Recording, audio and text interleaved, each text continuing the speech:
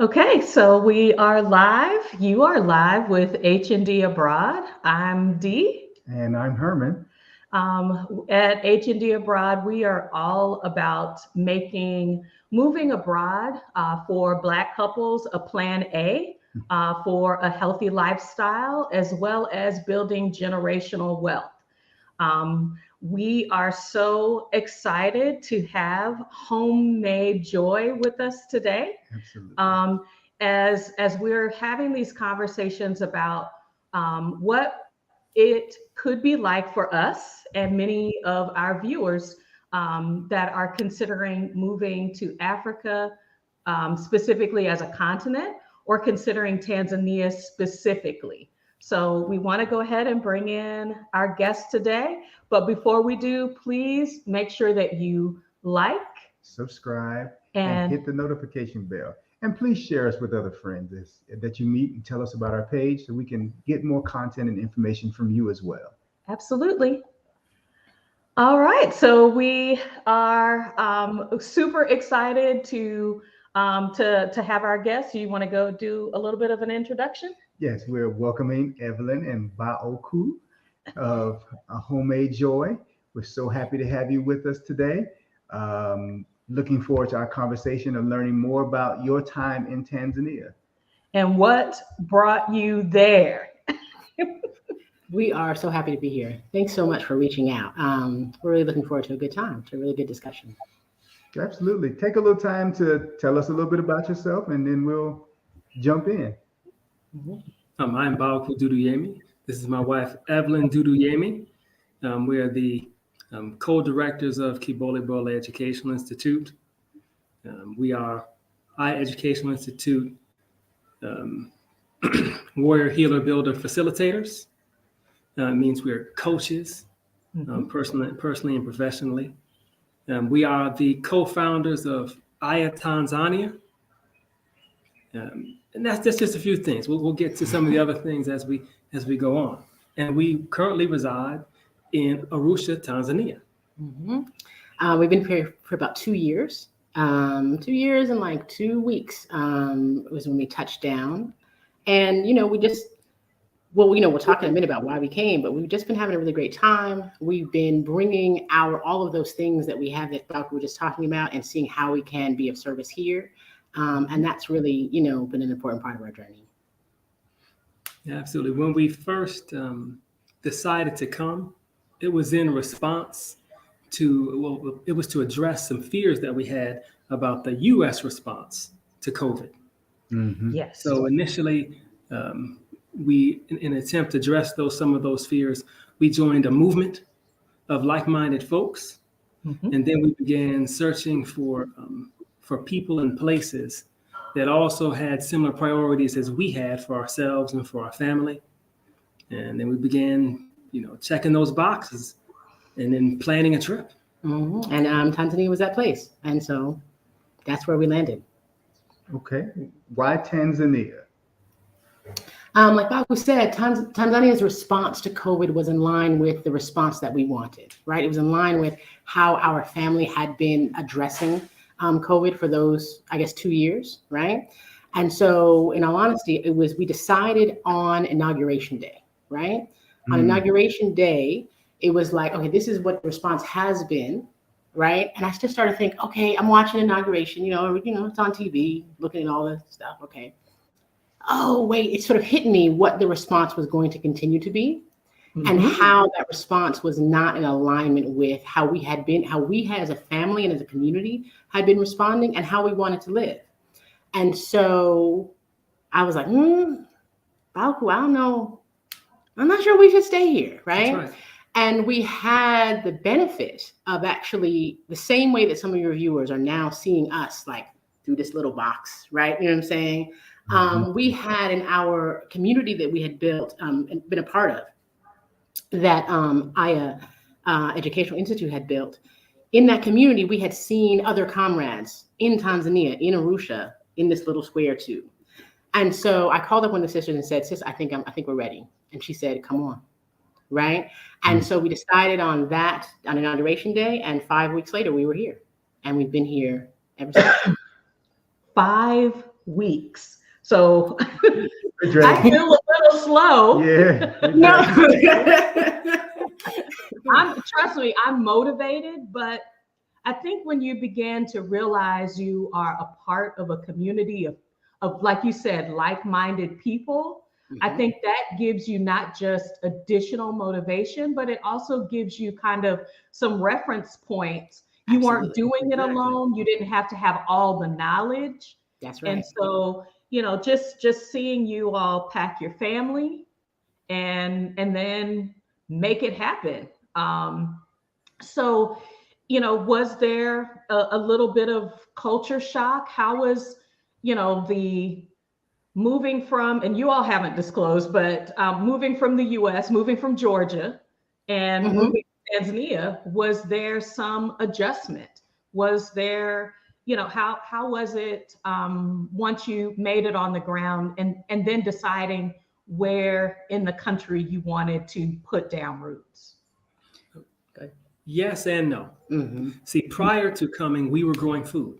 In Tanzania, they grow food. Everybody. Prior to coming, we were focusing on African medication. We were focusing on self-reliance. And that is also something that's focused on here in Tanzania. And so that way it wasn't. And in some ways, there were. One of the things that when we chose Tanzania, right, we chose it really carefully in terms of, does this place seem like it's a match for our family, right? Does this place seem like, a place we'd like to be, right? Where people are doing things that we like to do, right? Where people are looking at the world in the way that we look at the world. And so some things weren't a shock, right? As Baoku was saying, some things were just like, oh, this is great.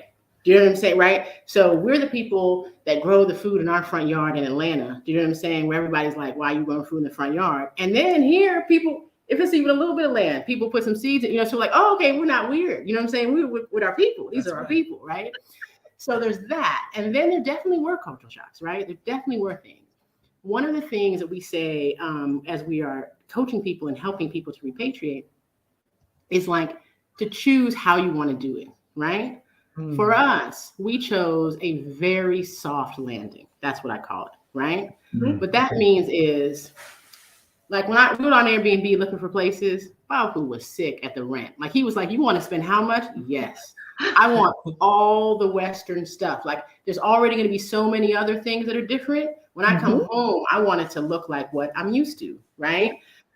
We chose to rent on a compound when there were other people, right? Because we knew we would need support, right? And so it's like, hey, I remember not knowing how to plug stuff into the socket. Like I just couldn't get it in there because you got to do this little thing. And then, can you help me plug this in, right? So we knew there were people right there. So we did things so that make our landing really soft.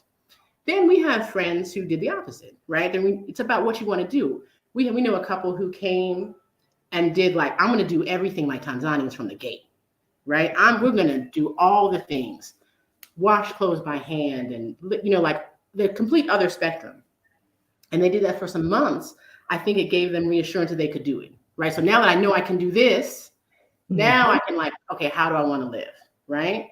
For me, if I just walked directly into that, I wouldn't be here anymore, right? And so we made a really soft landing and then have been like, okay, what Western things we want to give up? We can let that go. We can let that go.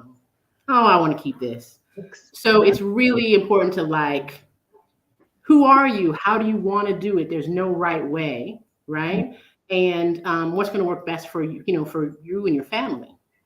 Right, because the baseline, African culture is very similar, no matter where you go. Now there, subculturally, there are some differences. We've also received some Western training. You know what I mean? Whether we're talking about how the language that we use, or how we dress, or the foods that we eat. So when we came here, there were some immediate differences that we had to account for that had to do with class. Okay? So when you come here into this country, just by having the title American, having lived in that country and then come here, people will believe certain things about you, stories that they've been told and have adopted for themselves about the amount of money that you have, whether that money is endless or not.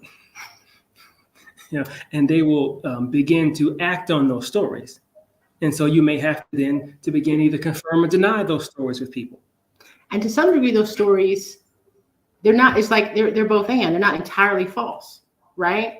So, I mean, the plane ticket to get here is more than the average Tanzanian earns in a year. So on the one hand, it's like, I mean, you know, I don't feel like I got a whole bunch of money, right? You know what I'm saying? Yes. Right. And you can't, you know what I mean? I can't say, oh no, I don't have any money at all. Like you just got off a plane. That's right. Right. And so navigating those sort of things was definitely part of it. Do you have another that you were saying? It seemed like you had a list that I interrupted. No. You can interrupt anytime you want. I appreciate And that's it. Because you know exactly what I'm referring to, whether you have the list, you know, right here or not. There was a language barrier in some ways. Not just because people speak Kiswahili here. It's because Kiswahili in many ways is people's second language. English becomes their third language. Now, there are a number of people who do speak the language. And as you begin to travel in different parts of the country, different parts of a particular city, different neighborhoods, you may find yourself in one neighborhood being able to speak fluently with people who speak English just like you. There may be other people, you run into neighborhoods where no one speaks any English, and now you're both making hand gestures and trying to find a little bit of English so that you can get this service or buy this thing that you really, really want to buy. And so language is an issue. So we began learning Kiswahili. That's awesome. For me, I'm thinking just now, the cultural difference for me is kind of like I grew up in the North, right? I grew up in Pennsylvania. When I came to Atlanta, cultural difference, right? I mean, like just the South is different. Right? Then when you go to the Caribbean, different. You know what I'm saying? It's like more and more African each step, right? And then so you get here and you're like, oh, this is the real. And I recognize it. Like we went to a gathering early on. Our daughter was like, oh, this is just like the family reunion, right? So it's like familiar in terms of you recognize it, right? And also like in some ways even more intense, right? So that, you know how we wave to each other on the street? Like if you're sitting on your front porch, you want to say hello, right? Right? Black folk who walk by, you want to say hello. You want to say good morning. Well, here in a lot of ways, your front porch isn't even necessarily your front porch. That's right. It's like even more so. Someone may wave to you and you're inside. Wait, I'm inside and you're talking to me through the window. Just like all of those things that we're familiar with, and then even more so, right? And you start to see some of the roots of things. You start to see like, oh, you know what I'm saying? That actually is an African thing. I didn't even realize that was an African thing. Like, you know, right? I just thought we was Black folks doing that. I don't know, right? And when you see the roots of it, and that can take, some of it is really exciting, right? And you're like, oh, this is great. And some of it is like, wow, okay, I need to take a break, right? I need to take a break. I need to, you know, rest for a moment as I adjust to this even more intense version, right? This even more, I don't know, I'm just, examples are coming to mind. Oh, we lost you for a second, but I think you're back. Okay. You know, the same way that like, you know, we know in the neighborhood, we know everybody's business. You know what I'm saying, right? We do, that's how we live. And you're like, yo, but y'all really know all of our business. Like y'all been having a whole conversation, like for real. So just that even more so, right? Getting used to that, right? It being familiar and also different, I think has been some of that sort of adjustment for me. It has. One thing that's coming to mind for me is some of the things appear to be different for a moment. And then you can find things that is a very similar to back in the United States. So when you come here, some people warn you that women are treated differently. Okay. And they'll talk to you about how you might need to be careful when you talk to African men, not to upstage them or argue with them too much and things of that nature. That might be a warning. And so people begin to say, you know, women aren't treated, you know, the way they are in the U.S. And I can remember being in college at the university. Well, I'm not big enough that name, but I can remember being in college, right? And talking to young ladies. I grew up in Rochester, New York. I remember talking to people who were getting ready to, for their first time, go down south to Georgia and to Florida. They were either headed to Freaknik or they were headed to spring break. And I remember having conversations with people having experienced this and saying, listen, when you get down there, you can't talk to brothers the way you talk to brothers here in New York. Mm-hmm. You can't just tell somebody off and expect to be able to continue walking down the street. And so each year, someone would go down to Georgia or to Florida. They would come back with a horror story about having spoken in a particular way to a brother or to a group of brothers and been stripped buck naked or worse. Mm-hmm. And so it took like a reminding of myself, like this isn't something that is only native to Africa. You know, women, unfortunately, and brothers have to be accountable for this, are in general have been treated in a particular way, and that is throughout the diaspora. And so it's not shocking. Yeah. The other thing I want to say that that's what you were going to say is, on the one hand, while there's this idea about men and women in our relationship here in Tanzania, right? That's sort of on paper.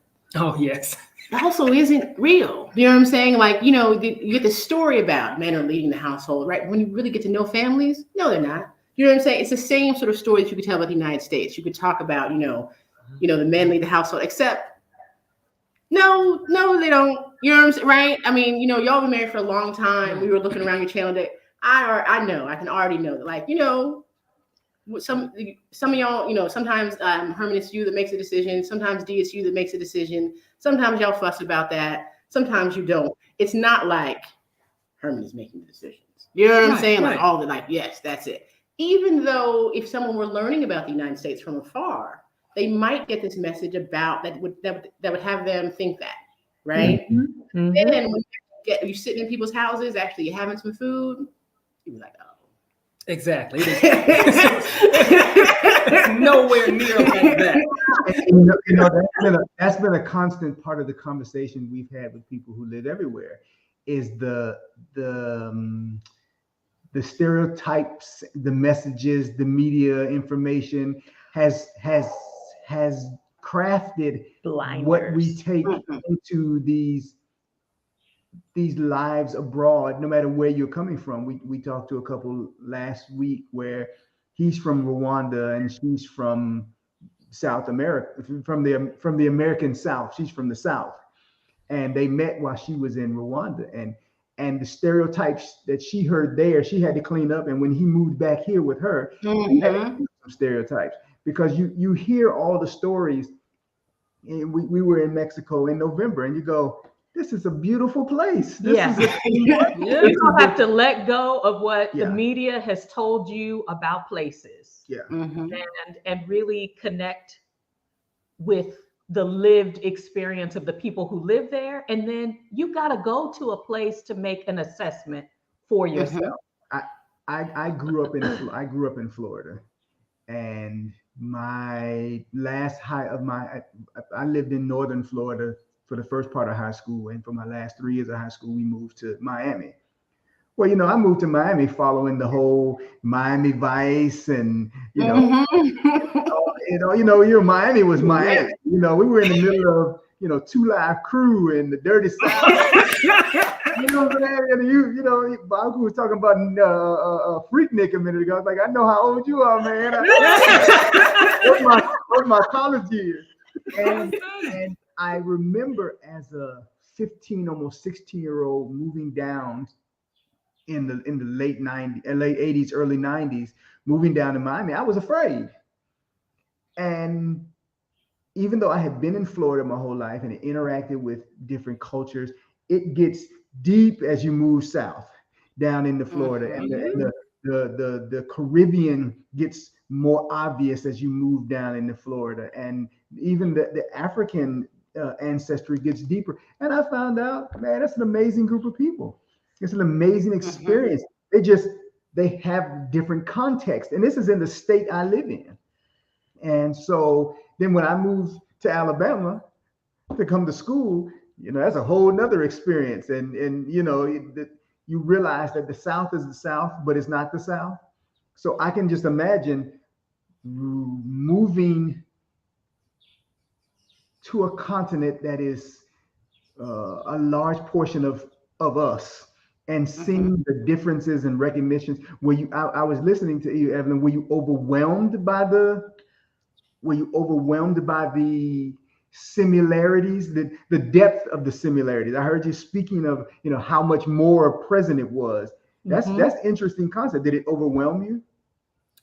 I mean, yes and no. It was comforting and it was exciting, right?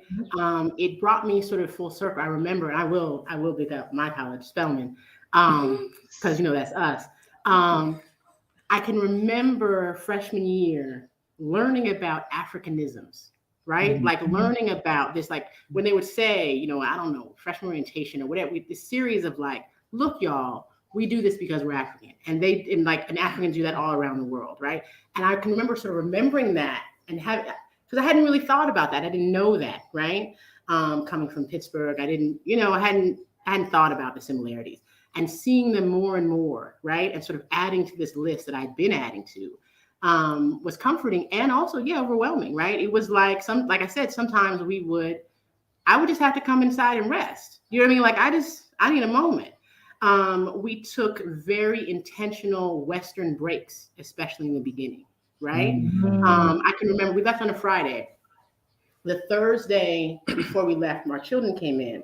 I can't remember which one of them. One of them said, "Are there French fries in Tanzania?" Shoot, I don't know. Like, you know what I'm saying? So I looked it up. I was like, do people eat French? Turns out, yes. There's like amazing French fries in Tanzania, right? But I don't know. And I found this, the sort of Western lodge near where we were staying, right? Said it was in the same neighborhood or whatever. Okay, and I remember seeing there was like a veggie wrap and a cappuccino and some fries, like on the website. And I was like, that's our first break. We're taking our first Western break there. And, a couple of weeks in, we just like, okay, let's go, right? And just go and like, this is food that's familiar. This is a space that's familiar. This is an interaction, do you know what I'm saying, with, waiters and waitresses that's familiar. You know what I mean? Like to just take a break and that's okay, right? And we encourage people to, like I was talking about earlier, to really like, what do I need to make this truly successful? Excuse me, as opposed to what do I think it's supposed to look like? Do you know what I'm saying, right? What do I need to act? Well, I need soft landings and I need Western breaks. Do you know what I'm saying? And that's what I need to make it truly successful. And so let's go ahead and do it, right? Again, the food at these Western spots, far more expensive, do you know what I'm saying, than local spots. Baoku was like, for real? We're spending that much on a sandwich? Yeah. Yes. See, falling back on the things that are comforting, allowing the capacity for the work that you have to do to be able to live here and, to make a living so that you can stay. And also so that you can have enough capacity to decide at what level you want to live. So for that, you have to address a few things. You have to address how you think about yourself when you do those particular activities that are meant to regain capacity. Or you're at risk of gaining capacity and losing it because you're saying, wow, I shouldn't have done that. And you're in trouble when you say should. I shouldn't need to do that. Oh man, I'm not like the other Africans around me. They live on so much less. We call it negate being placed in you, but it's really you saying that there's something wrong with you, or that you're not worthy, or you're worth less. And so it's really, really important to recognize when you're doing that and address it and be gentle with yourself through those times when you're trying to renew your capacity, so that you can take, you can keep the bigger picture in mind. That is a great piece of advice and wisdom. I think a lot of people try to jump in with both feet into a space that they're not familiar with, and that can be a negative experience that they bring back and say, "Oh, this all went bad." Yeah, I believe, part of our Move Abroad journey, we've agreed that wherever we go, we want to fully immerse into the culture. We're not trying to gentrify the space. We're not trying to make America home. We really want to become a part of the community where we're moving. But at the same time, we also, I've said several times, we need to start somewhere that's a little more familiar and work our way back out. So as we learn with people who are willing to talk to us, as we are learning whatever the language is, we're learning whatever the culture is, we're learning whatever the behaviors are, so that we can transition further into the countryside where it's a lot more rural, and the places are a lot more, unrecognizable to stereotypes, and to do the concept that you all have. Hey, let's find some things that are familiar to us, and let's track back to them every once in a while to give ourselves a breather. I think that's sound advice. Aging Grateful made this statement, and it made me think about something that you recently shared. It's not always about living the cheapest. It's about finding the quality of life you want to live. And you mentioned hiring someone to help, and that can be a tender area. When you're moving to another country, is getting some help. But you talked about how you were able to leverage like their knowledge of the market and and different learning traditional to cook, or eat traditional foods. How have you incorporated the quality of life as well as embracing the life and the culture of where you are? Well, one of the things I love about Tanzania is that so many things are available all in one space, right? So what you were talking about, Herman, about the countryside, what I'm saying? The sort of traditional and the Western and are all available here in Arusha, right? And the other places that we've been in Tanzania, they're all available in the same city, in the same space. So you can sort of move through those, what do we want to do today? How do we want to do it today, right? And that has been really helpful. In terms of help, we arranged for hired help even before we got here, right? And part of the reason why we did that is because it's sort of around that economic issue again, right? I know that I'm coming into a space with money. Let me give you some. You know what I'm saying? I know I'm coming into a space. Like, I know how much we paid for the plane ticket. I know I'm coming into a space with money. Let me go ahead and hire some people from the gate, right? And so from the very beginning, we had a fantastic and so very wonderful person cooking for us, right? Cooked for us for like a year. If you saw us on Facebook, I would show all the meals because they were beautiful and great. Coma's cooking for us now. Eno's the one who helped us like plug in. I can't plug this in.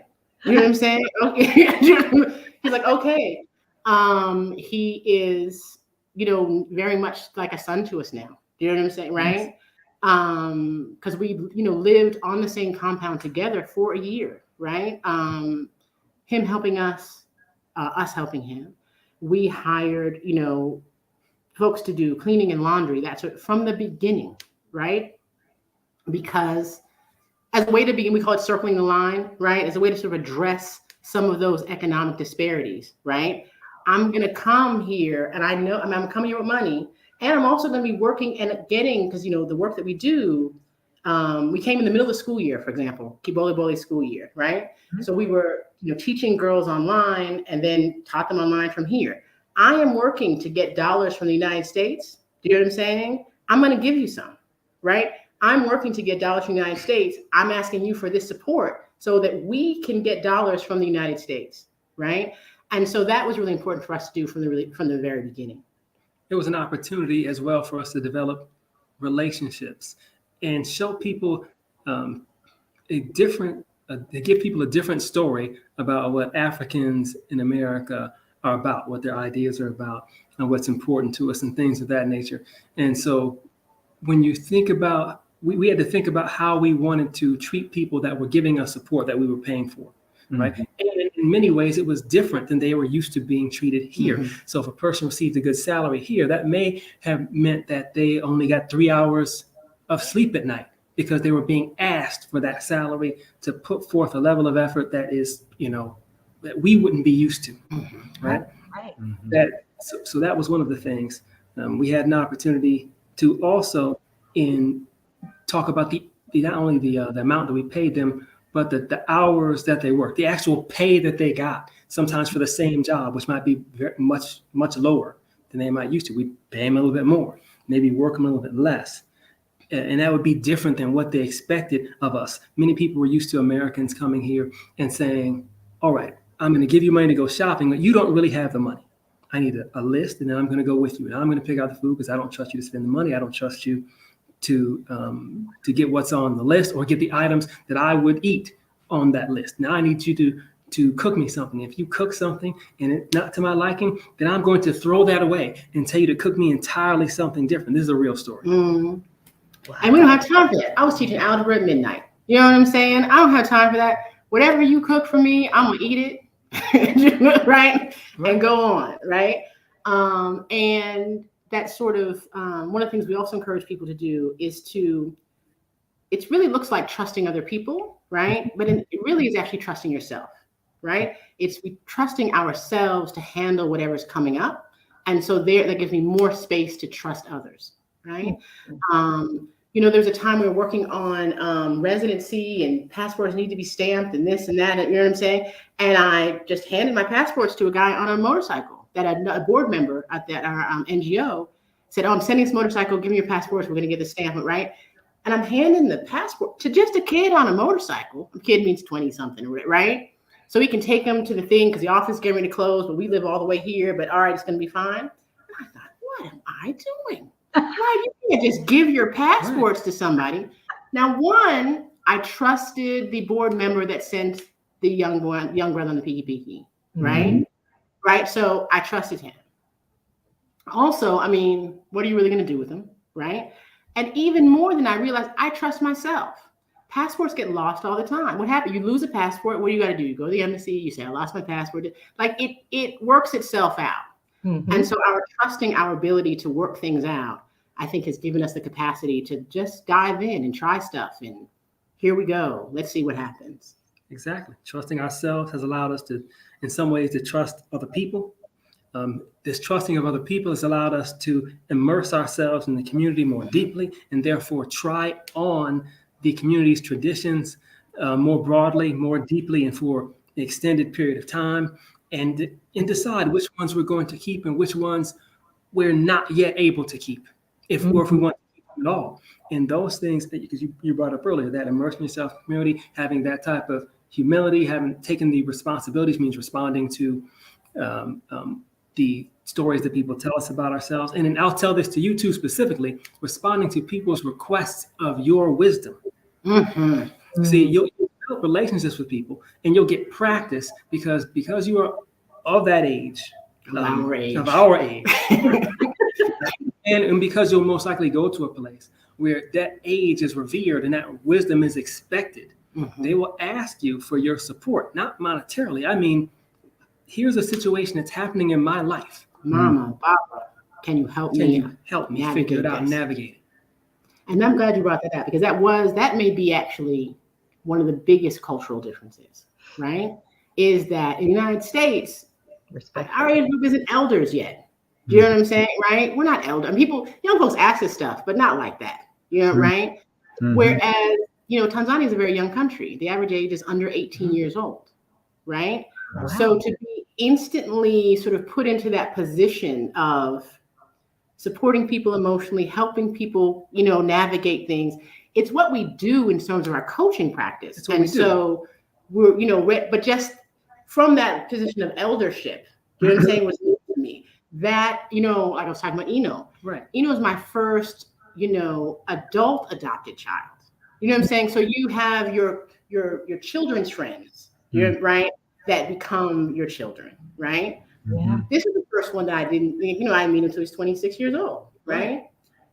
Wow. Okay. What's that? That's new, right? Okay. I'm actually I remember speaking to Baoku, who Aya Educational Institute, who trained us on Warrior Healer Builders, and saying, "Oh, Bob, like, how you adopt adult people?" And of course, he adopted me as an adult, right? You know what I'm saying? Yeah. So he's like, "Oh, okay, welcome to the club, right?" Right? Yes, welcome to the club. And so some of those things have been different and really fun, and also take capacity. You know what I'm saying? To learn how to navigate, right? To learn how to take care of ourselves as we are taking care of other people. No, it's great. Yes, please. And I say this specifically for you two, because you're in our shoes.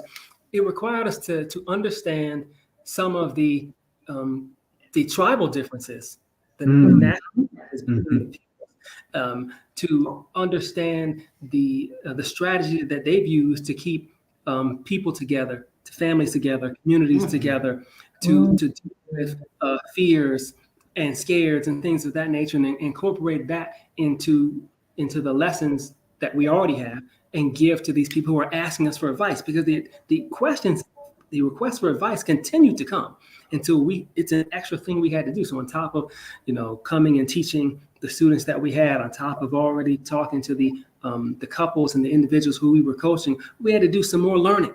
Mm-hmm. Be able to help this new group of folks who would not take no for an answer in terms of getting support. Well, that gives us a good transition then. Absolutely, because when I saw you open up the classes for Feel Your Way Home, Find Your Way Home, Fund Your Way Home, it sounded like the kind of coming together as a community, or at least helping people that have a desire to move to the motherland to have a path, because there are a lot of things that come together. What we keep saying is, I'm not leaving to be able to have to come back because I've run out of money, or I didn't plan for some common things that would help me if I had just thought ahead enough to, to be able to solidify moving abroad as a sustainable part of the rest of my life. So could you talk a little bit about that program, how you kind of came up with that concept, and maybe even share some common, some common stumbling blocks that people that are moving to Tanzania specifically, or to the motherland, should be prepared for, that you are equipping them with through this course? Sure. So it's a 5-week course. We do it in 5 weeks because that's the 5 weeks that we took to move ourselves, right? Mm-hmm. Not to say that everyone has to do that, and just to say that it is doable, right? There are different paths you can take, right? You can, one of the things we find in terms of stumbling blocks is that folks actually overplan to some degree, right? There's a lot of I have to have it all figured out. It can't be all figured out. You're not going to be able to figure it all the way out. I mean, it's just. I just feel like if I don't, then I'm setting myself up. But you lose. What I'm finding is that I lose some of the joy because I've tried to nail it all down, and I don't leave room for the good that could come through those extra experiences. So the way that we help people and teach people to address the not figure outable part, right? Or the part that you figured out and turned out not to be that way, is to really how to address you're sad about it, how to address you're scared about it, how to address you're mad about it, right? Mm-hmm. So that you can address those feelings in ways that bring you back to joy, peace, and power, so that you can then navigate whatever's going on, right? And that's why it's called Feel Your Way Home. Mm-hmm. One of the things that we've sort of discovered is it's really the emotions, right? And the lack of skill even in addressing the emotions that actually holds people back, right? It's not really the what do you call them? These little pieces, right? Because these for adults, right? Grown folks like us, right? You've moved, you've changed apartments, you've bought houses, you've moved to other cities, other states. That part is that you could do that. You know what I'm saying, right? That's not really it. It's the wait a second, but what about, and how am I gonna, right? It's how to address those fears, how to address the sadness when it's different, how to address the legit anger when someone takes something from you that wasn't yours, right? All of those, how to address that in a way that keeps you here, right? That has you not go back. I don't really see people have difficulty coming based on logistics. And I don't really see people have difficulty staying based on logistics, right? And that doesn't mean that they don't give a logistical reason. It doesn't mean that there wasn't some visa problem, right? Or there wasn't some, right? What we really see is people have difficulty navigating the emotions of the logistics, right? If that makes sense, right? Mm-hmm. So when the visa problem comes up, right? how do I navigate my sad and scared about that in a way that helps me to then address it, right? So that I can stay. I remember 1996, right? 1996, I got a job in Atlanta with the Olympic Games. Mm-hmm. And one of the reasons I came to Atlanta, not only for the Olympic Games, but was to find a wife, a life partner, someone that would help me navigate, the remainder of my life and the goals that I was trying to reach. One of which was to have a free and clear home. The other was to set myself up such that I could take care of myself when I was older. When I decided to either no longer work in the ways that I had been working, or to do something else that I wanted to do and not have to worry about myself financially or other ways. And so when we had decided to move to Tanzania, we had finished paying for our house. We had a free and clear house that I had worked very hard to get. That was one of my goals. Mm-hmm. And now we're talking about leaving said free and clear house in Atlanta, because you can't just snatch the sucker up around and take it with you. Because if I could, It's a lot of things if you could, yeah. Exactly. I would have taken it with me. At the same time, I would have been leaving my primary means of income at the time as well. So I'm scrapping, the way we pay the electric bill, the gas bill, in order to then pay rent. In order to pay rent. A brother hadn't paid rent, in 30 years. It's like, and I wasn't ready. And so it brought up fears for me about being able to take care of my family in the same ways that I had been taking care of them. If I couldn't, then what did that say about me? So it was, again, those fears, and also the thoughts about myself being not worth as much. And those are the types of things that you have to address when you're talking about making a move, and continue to address as you make that move. So if you don't address them head on, then they show up in other ways. Do you understand? So if you address them head on, right? Baoku dealt with his sad. I remember asking for support from me, like, are you cool? Do you know what I mean? We're not in the same financial sort of place. Like, you know what I'm saying? How do you see me as a provider? How do you see me as a husband? Oh, I'm good, right? Yeah, I mean, you're hitting the husband notes. Yeah, and the wife notes. A lot of the conversations we've been having is, as men, what does this transition mean for us? As Black men, we come from a place where we already feel devalued. So my mindset is, if I don't have enough, then I am less of value. I've been doing what I can for as long as I can, and now you're asking me to do less so we can live better. How does that work? I don't see the connection between exactly doing right. less and doing better. And that is an internal struggle that, as I said, it goes way back. I'm in the third career of our marriage. I'm a chef, and I've been chefing for 9 years, but our backgrounds are behavioral science and HR, and it was a big transition moving to a field in this country that half the world sees as a big thing if you're big at it, and the other half sees you as just a cook. And then now you're saying, now I've got to find a way to transition this to work for me out of this country in a way that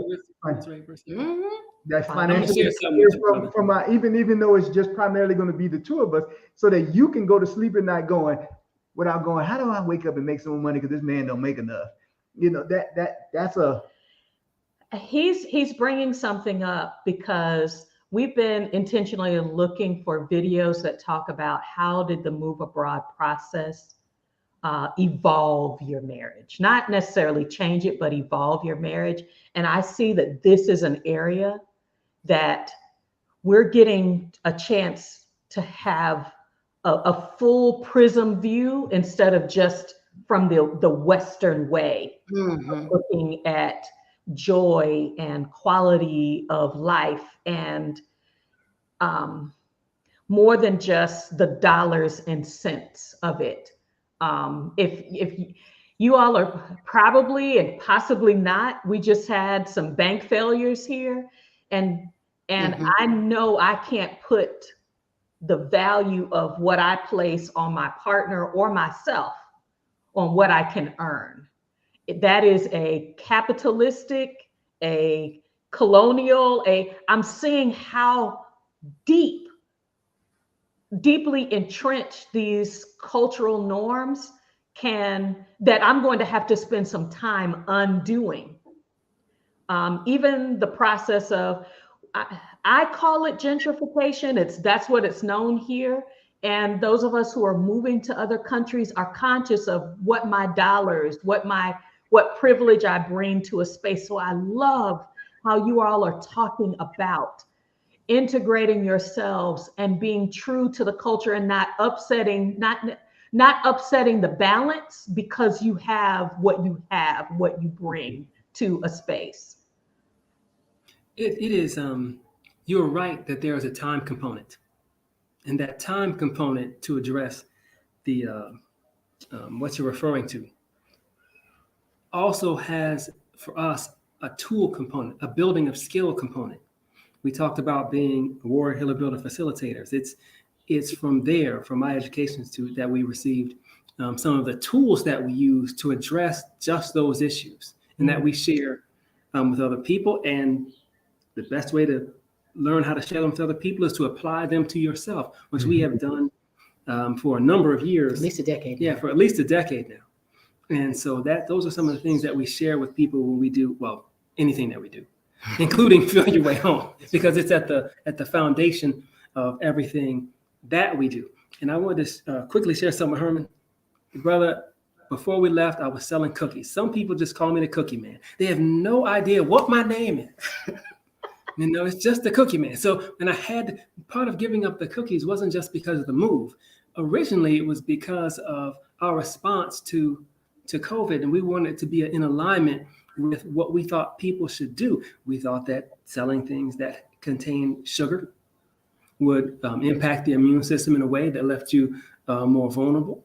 And so what do I look like peddling cookies? Because it was so easy during that time to sell them as well, because people were scared. They were, the community was, they were selling like hotcakes. Yes. Dude, my shipping game was strong, man. Right. Yes. Cakes and pies, and you just, the impact of what you do, this process is really making me more sensitive. And I see how that sensitivity is translating into the development and the expansion of your NGO. I also saw classes that you all have for women and men online. Did you want to kind of expound on some of those opportunities as well? So just at Kibolebole.com, right? That's the name of our school and our institute, Kibolebole Educational Institute. You can find a lot of information about lots of different classes that we offer, right? The Warrior Healer Builder paradigm is at the foundation of all of them, right? Gives us a skill set, a tool set, a common language, right? That folks find really helpful, that couples find really helpful, that families find really helpful. So we do marriage coaching and couples coaching and family coaching, team coaching, right? That's sort of one set. We do these classes for adults, all sorts of different classes, Feel Your Way Home being one of them, but also brother circles and sister circles, right? I'm also a sacred woman practitioner trained by Queen Afua. And so we have some sacred women circles that we do. Lots of different things. Really, it's about, our family, and our sort of, we're about service, right? We're about trying to figure out what does the community need that we have, that we also can find joy in giving, right? How can we be helpful, right? How in a way that we'd like to be helpful. And so we've got all that kind of stuff available online there at Kibolebole.com. And then here on the ground, and that's not on the website sort of yet, but there are opportunities to support what we're doing here in terms of the NGO. The NGO is Aya Tanzania, and the first program is Kujenga Nguvu, right? It means to build power. And it really uses, we mentioned in the beginning, how much food is grown here, right? 70% of Tanzanians grow food, right? Which is just fantastic. And it really was part of the reason why we came, right? We said to ourselves, I remember reading that Tanzania was 97% food self-reliant, right? Since I've been here, I've been like, it's really 100%. The other 3% is like M&Ms and stuff that's imported that you don't really need to eat anyway. You know what I'm saying, right? So food self-reliant, and that's one of the things that we really loved about it here, because we knew that if you're feeding yourself, you can say yes and you can say no, right? If you're feeding yourself, then you can say no, thank you, right? And for a nation to have that history of that, you know, that tradition of that, and the tradition of saying no sometimes in ways that we agree with, right, really attracted us. And so that first initiative is called Plants Count, right, at the NGO. And it's about using this agricultural heritage to teach math and science, right? So that, okay, you're growing food and your family's growing food. Let's learn some chemistry through that. Let's learn some biology through that. Like, let's learn some physics through that and math. And supporting, again, when we're looking at what skills do we have that Tanzania needs? Okay, we teach math and science, right? I majored in physics and minored in math. And Tanzania needs, like it says, it needs math and science. Okay, I could do that. You know what I'm saying? I like it. It's a good time. And how can we do that in a way that actually brings you back to your nation, right? How can we, because one of the things that sometimes happens, especially with NGOs, international NGOs that come from outside, is you come in and say, I've got the answer. Here's the answer for you, right? And that's just, it's just white supremacy, right? In disguise. So one of the things we really like about Plants Count is, let's look at the So you said your grandfather always puts ashes on the ground, you know, when he's planting. All right. So what is it? So that changes the pH of the soil, does it? Right. So let's learn through the lens of what's happening here, and let's amplify and big up and be happy about this really rich agricultural culture, and learn some math, you know, through it. So that's our initiative now that we're super excited about. Oh, we've got 6 acres of like fantastic growing land, right? There's a river and a stream, and we're building the well. It's absolutely great. I saw all those banana plants, so yes, ma'am. yes. And so we'll have our home and our compound. As I said in the beginning, like, we came to a compound, right? And so we're really excited to build a compound for other folks to come to. And then the school is on the other part of it, right? So we'll build the school on the other part of that land, so that we can teach and grow and learn and all of that together. And what we're learning, I'm sorry. Oh, no. I go ahead. We're learning and growing in the tradition of elders and ancestors, both in America and here in Tanzania. Mwalimu Nyerere was big on African people here in Tanzania being self-sufficient, just as George Washington Carver was in the United States.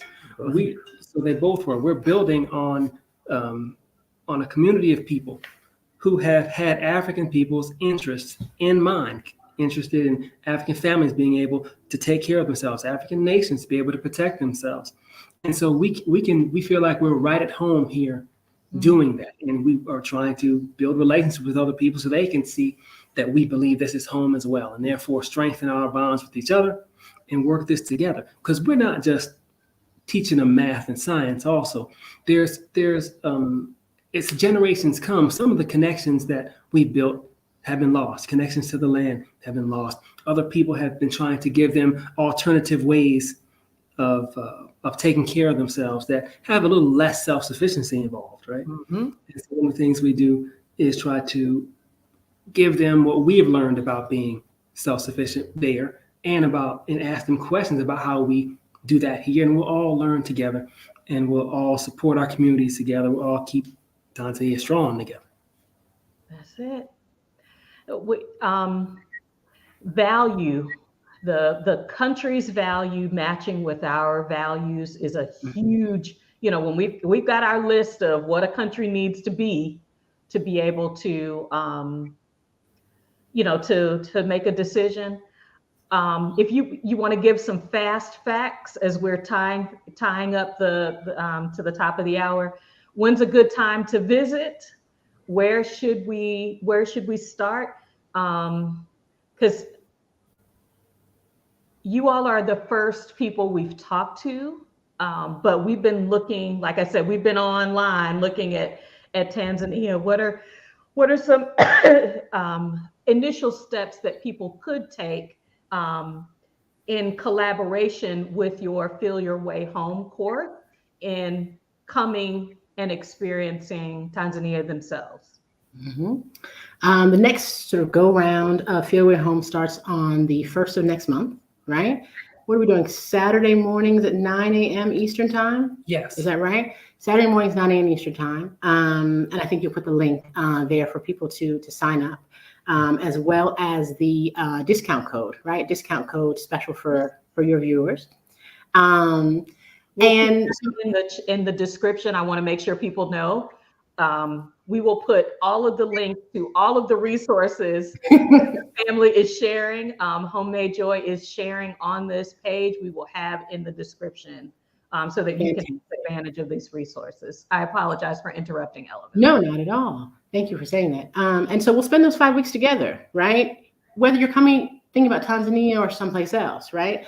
The issues are really the same because the emotions are the same, right? The losses, the scares, right? They're the same, right? And so we work together, no matter where people are coming on the continent, right? Sometimes folks are coming to Ghana, sometimes folks are going, it doesn't matter, right? As far as Tanzania, there's no bad time to visit.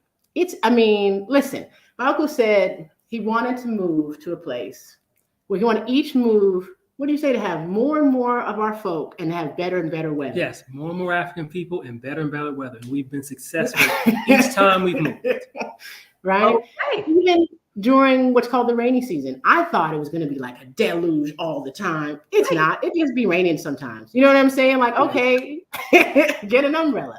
There's never a bad time to visit. It's always wonderful. Okay. Of course, we're partial to Arusha. I would be like, Arusha's, the greatest place.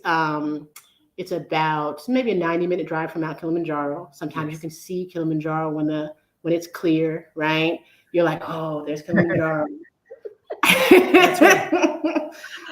And for us, it's a really, really great city to live in, right? Because it has all of those different levels we talked about earlier in one spot, right? Because you can go full on Tanzanian and you can actually sort of even not do Tanzania at all. You know what I mean? I know folks who just, they only sort of stay in the Western bubble, right? And everything in between. And so you can find what's comfortable for you in general and what's on any given day, right? Here in Arusha. The people are fantastic. The weather is fantastic. It's beautiful. There's never a bad time. There are elders who have been here for over 50 years. Mm-hmm. They welcomed us and set the stage for our coming. There are people coming from the U.S. and other countries in Africa, other countries outside of Africa, all the time. So there's a community that you can ask not only about Tanzania, but also about other locations that you may be interested in as well. Arusha is a very, very special place. Yeah. I'm so happy. I am so happy. My geography. Because I was like, I don't know anyone in East Africa, but I've been following you for several years. And I was just like, where are they exactly? As we've been trying to navigate, okay, so who can we bring on? Because our audience has asked, have you considered Africa? Have you considered Africa? So we want to make sure that we are visually showing that we are considering it, but watching your journey over the years. Thank you all so much for being open and transparent. I love that your son is helping you all build your house. Y'all are doing the things that, the sustainability aspect, you're not going to be at a loss considering moving abroad, and you will never be at a loss for choosing a country that validates your values with people, especially as Black people, with people who look like you. There are a lot of channels talking about a lot of different places. I love that you all are highlighting what the motherland birthed in you before you left and is continuing to just just bloom and bloom and bloom. You have on your page how you can support the different organizations through your NGO. So I'm really excited when we're done with this to put that information in the description box so that people know how to reach out, how to give back, and then how to get going. Because 5 weeks out, you know our story. It's probably about somewhere around 12 to 18 months. 5 weeks can be done. Yeah, Absolutely. Absolutely. it is. I am proud to get to know another young couple who are collaborating as a unit to not only make decisions for their lives, but also use their energy to give back to the communities in which they become a part of. That is a joy to see, and it has been an honor getting to know you today. And we thank you for the honor of having the opportunity to talk with you. We'll be in touch, that's for sure. Absolutely. If we don't do anything, we get online and chat every once in a while. Hey, we would love it. We'd love it. So thank you so much for inviting us. We've had a really great time. And thank you so much for using your voice to spread the opportunity, right? To spread the idea of, yeah, you could come. You know what I'm saying? Like that you could go, we're grown. You go wherever you want to go. I really appreciate that. Absolutely. We are educators and learners by trade. Yes. And any opportunity to share what we learn is an honor for us, and we are proud to be able to do so. So thank you. Absolutely. We had so many of our viewers who jumped on because they saw we were live, which we were trying to record this session for you all for a later date, but I'm so glad we gave you this gift early today. So I want to say thank you to, hold on just a second. Oh, Aging Grateful, who will be hopefully on our channel soon, as well as Rita. Thank you guys so much, as well as everyone else that has joined us. Put in the chat, hello, if you're joining us in the future. Thank you all so much. There is a 9-hour difference, and this beautiful couple came online with us so that we could give you all this gift. May we continue to honor our ancestral legacy through this sharing information and community. We are H&D Abroad. I'm Herman. This is my lovely wife, Dee. Please remember to subscribe, to share, to hit the notification bell, and to like this video. And we'll if you are not a subscriber, please hit that subscription button. We appreciate you. Have a good day, everyone. Bye for now.